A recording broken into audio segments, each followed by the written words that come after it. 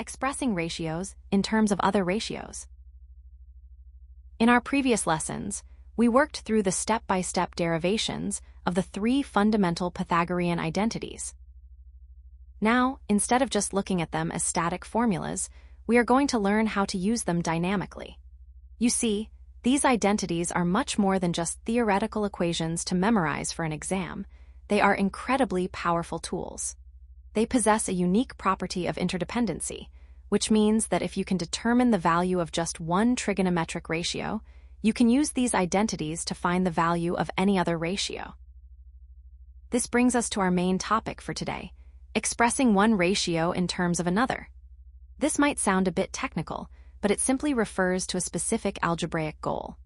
Our objective is to rearrange a trigonometric identity so that we isolate a specific ratio, the one we are looking for, on one side of the equals sign, while ensuring the other side of the equation contains only the ratio that we already know. Welcome, everyone.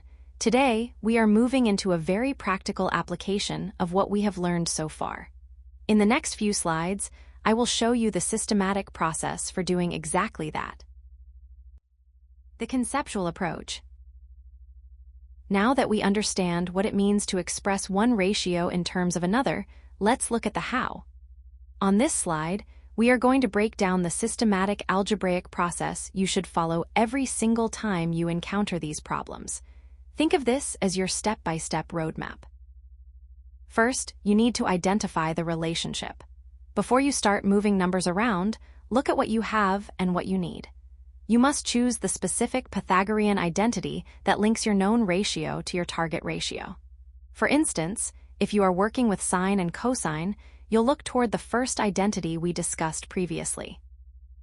Second, once you've picked your identity, your next task is to isolate the target term. This is a standard algebraic move. You will use addition or subtraction to move the known ratio to the opposite side of the equals sign. The goal here is to get the term you are looking for all by itself on one side. Third, we need to solve for the ratio. Now, a crucial reminder.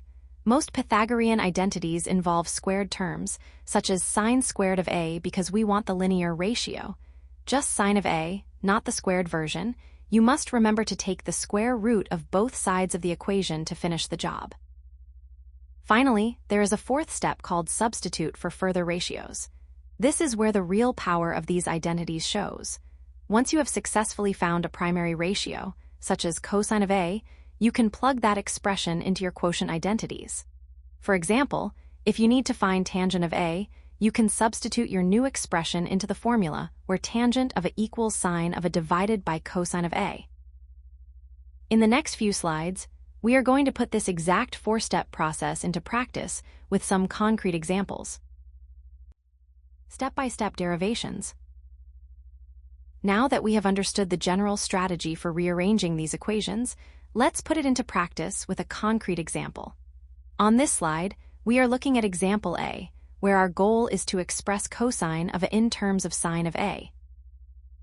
Imagine you are working on a problem where you have already calculated the value of sine of a, but the question specifically asks for the value of cosine of a. To find this, we follow a three-step algebraic process.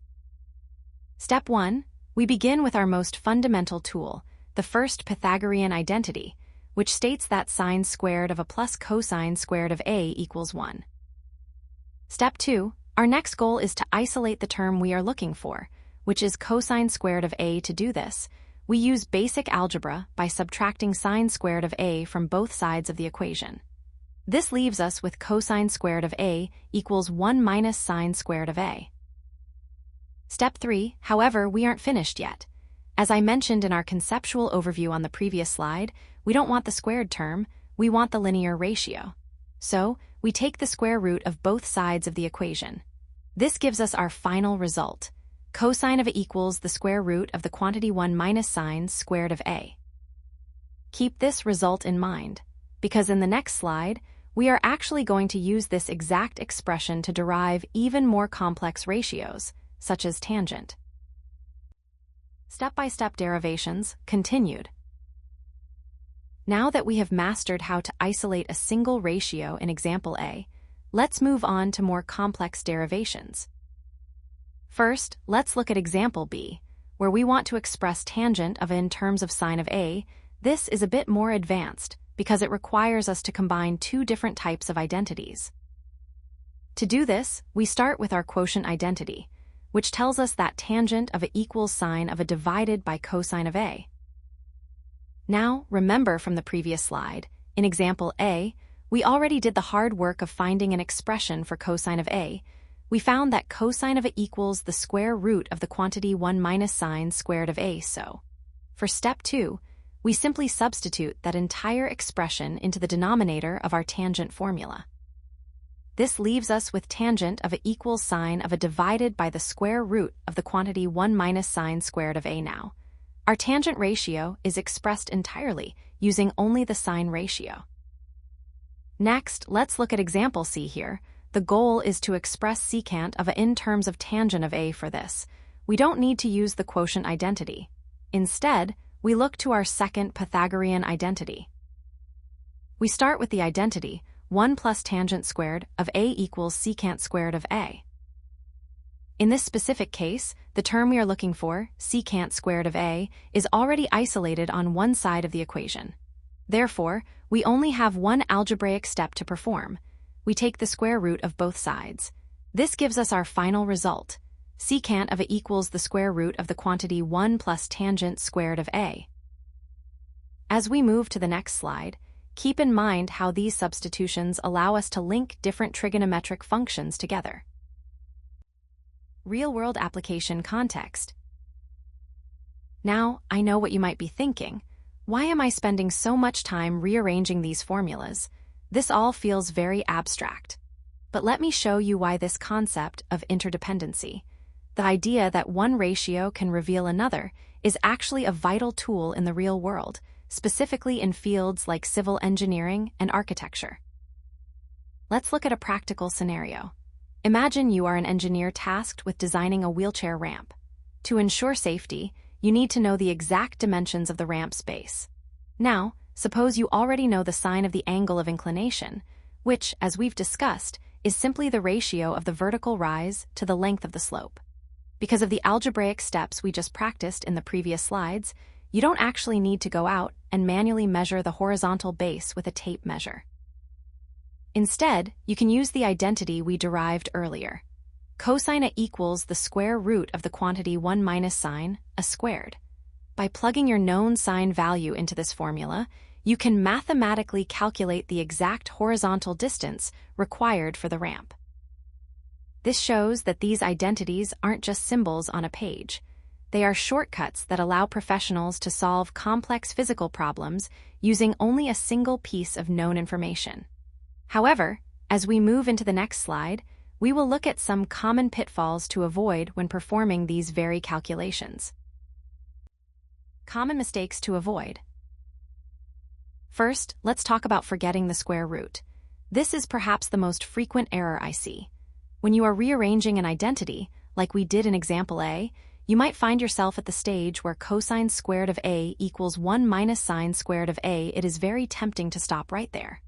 However, remember that our objective is to find the linear ratio, which is cosine of A, not its square.